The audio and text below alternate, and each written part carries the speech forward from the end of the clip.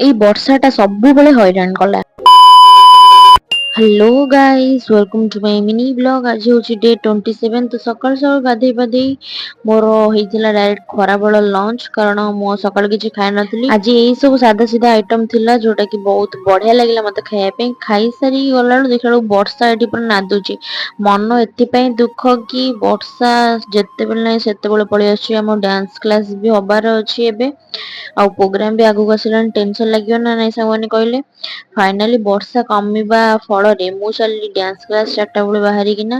Dance class ଯାଇକି ପିଲାଙ୍କୁ କିଛି ଗୀତ ପ୍ରାକ୍ଟିସ କରିକି ନୂଆ ଗୀତ ଉଠେଇ ଘରକୁ ଆସି ଦେଖିଲା ବେଳକୁ ମମି ତାର ପକୁଡି ଛାଣୁଛି। ମତେ ଲାଗିଲା ଆଜି ଖାଇବା ପାଇଁ ଛାଣୁଥିବ, କିନ୍ତୁ ନା, ସେ ତାର ତରକାରୀ କରିବ ସେଥିପାଇଁ ଛାଣୁଛି। କିନ୍ତୁ ମୁଁ ତାକୁ ଟିକେ ଲୁଚେଇ ଖାଇଦେବି ଆଉ।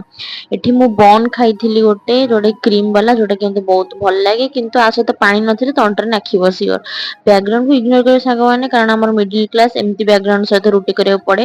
ଏଠି ମୁଁ ରାଗିଛି ଏଥିପାଇଁ କି ସାଙ୍ଗମାନେ, ଯୋଉ କପି ପେଷ୍ଟ କରିବାର କିଛିଟା ପିଲାମାନେ ମୋ ଆଇଡିରେ ଦେଖି ଚାହିଁ ଅନ୍ୟ ଜଣଙ୍କ ଫୋନ ମାଗି ମୋ ଭିଡିଓ ଦେଖିକି ନିଜେ କପି ପେଷ୍ଟ କରିକି ନିଜ ଆଇଡିରେ ମୋ ଆଇଡିଆକୁ ପକଉଛ ନା।